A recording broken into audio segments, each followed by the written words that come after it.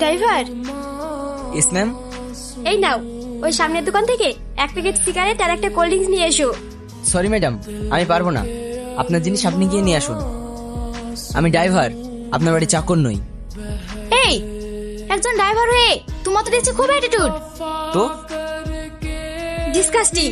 এই চল। আর শোন, তুই এখানেই দাঁড়িয়ে থাকবি, আমরা আসছি। Okay madam. স্যার, বলুন আপনার জন্য কি করতে পারি? স্যার, আমাদের বাড়ির ড্রাইভার আমার কেনা কিছু জুয়েলারি চুরি করে নিয়ে পালিয়ে গেছে।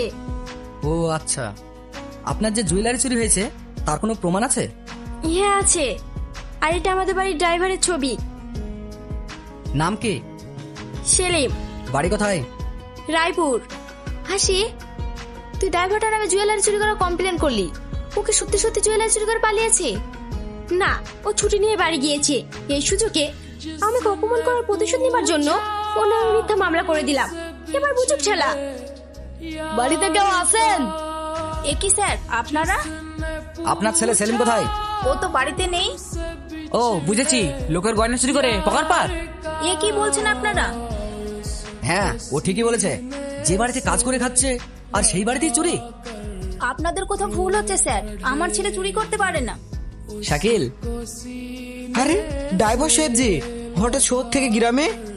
আর বলিস না, এক জায়গায় থাকতে থাকতে বোরিং হয়ে যাচ্ছিলাম, তাই ভাবলাম দুদিন ছুটি নিয়ে গ্রাম থেকে ঘুরে আসি, তাই চলে আসলাম। স্যার, ওই দেখুন সেলিম। এ কি স্যার, আপনারা? হ্যাঁ, আমরা তোর জন্য এখানে এসেছি। মানে? এই, তোর ব্যাগে কি আছে? কেন স্যার, আমাকে দেখে কি অপরাধী মনে হচ্ছে? আজকাল অপরাধীরাও শুটবুট পরে ঘুরে বেড়ায়। তোর ব্যাগে কি আছে দেখাতে বললাম না? ওই দেখ তো ব্যাগে কি আছে। দে স্যার, এই দেখেন কতগুলো টাকা। বুঝেছি। ওই নিয়ে চল ওকে। কোথায় স্যার? শ্বশুর বাড়ি, চলো শোনা। হ্যালো, হ্যালো টনি বাবু, আমি থানা থেকে বলছি। কি হয়েছে স্যার? আপনার মেয়ে জুয়েলারি চুরি করার কমপ্লেন করেছিল, অপরাধী ধরা পড়েছে। আপনি একটু তাড়াতাড়ি আসুন। কি চুরির কমপ্লেন? হ্যাঁ, আপনি তাড়াতাড়ি আপনার মেয়েকে নিয়ে আসুন। স্যার, স্যার, আমার নেকলেস পেয়েছেন? না ম্যাডাম, ওকে তো মারার পরে ও বলছে নেয়নি। নেয়নি মানে? আমার পুরো বিশ্বাস ওই নিয়েছে।